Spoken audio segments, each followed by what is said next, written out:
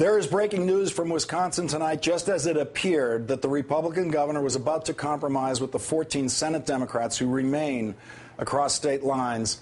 State Republicans have just used a new legislative procedure to pass the governor's union-busting bill without any Democrats present. The vote was 18-1, with one Republican voting no and all 14 Democrats recorded as not voting.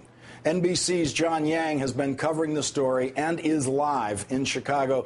John, how did the Republicans vote on this without the Democrats being back in the state to have the quorum we thought they needed in order to vote on this? Well, Lawrence, you said it. This is an interesting parliamentary tactic. I'm not clear exactly how this fits into the rules of the Wisconsin legislature, because what they did, they all did this within the past hour. The Senate Republicans created a conference committee, a House-Senate conference committee, which usually, as you know, reconciles differing versions of bills, one passed by the House, one passed by the Senate. They created this conference committee without ever having passed the bill itself. They took the legislation that the House passed, split it into two. One, a fiscal package, one, a non-fiscal package, even though they've said this is all to do with the budget. And they put the collective bargaining language, the language stripping public service unions in Wisconsin of collective bargaining rights, in the non-fiscal package, reported it to the Senate, and then voted on it in the Senate. The state assembly, the state house, the lower chamber of the House, it will be in session tomorrow in special session, in which they're expected to pass it. And of course, the Senate was able to pass this because for non-fiscal measures, they need a smaller quorum than they do for fiscal measures. For fiscal measures, they would have needed at least one Democrat to be present. But by declaring this a non-fiscal measure, they were able to vote on it without any Democrats being present. Democrats are up in arms. They say this was illegal. They say this violated the rules of the chamber. They're asking the Attorney General to get involved. The Attorney General, by the way, a Republican. But we'll have to see where that goes, because this is on track for it to pass the Assembly, the House, the lower chamber tomorrow, and go to the governor's desk for his signature.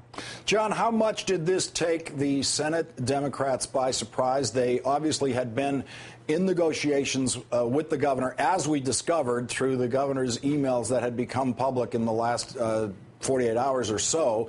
It looked last night that, as you read those emails, that they were actually very, very close to a possible negotiated settlement of this. And as they appeared to be closer than ever to a negotiated settlement, suddenly we have this breaking in exactly the other direction. Were the Democrats completely taken by surprise by this, or did they feel overnight some of this might be coming? Well, they were taken by surprise. They were actually meeting as the Senate Conference Committee met, as the House Senate Conference Committee met, and as it went to the floor. They were meeting trying to figure out what to do tonight.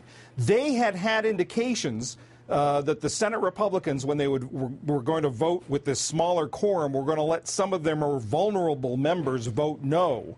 And so they were actually, some of them, they were split. Some of them said, well, let's go back. Let's force them to make more of their members, their politically vulnerable members, vote yes. They were hoping that would make it an issue in the next election.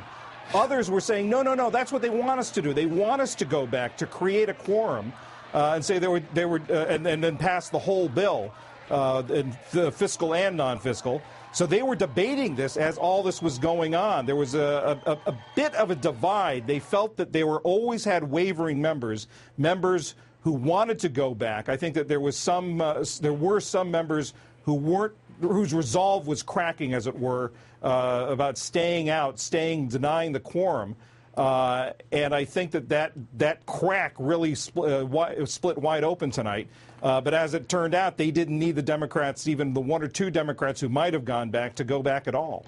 We have a statement just issued by Senator Mark Miller, the Democrat, saying in 30 minutes, 18 senators undid 50 years of civil rights in Wisconsin. Their disrespect for the people of Wisconsin and their rights is an outrage that will never be forgotten. Tonight, 18 Senate Republicans conspired to take government away from the people. Tomorrow, we will join the people of Wisconsin in taking back their government.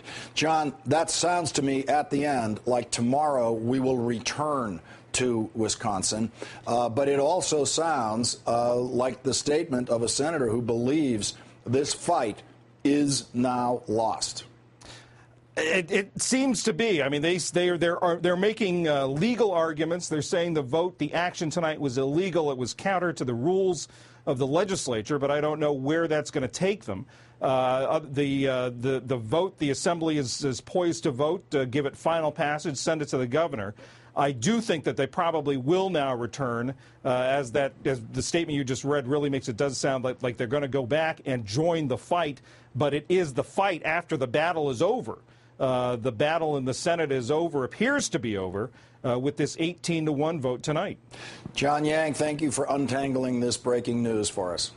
Thanks, Lawrence.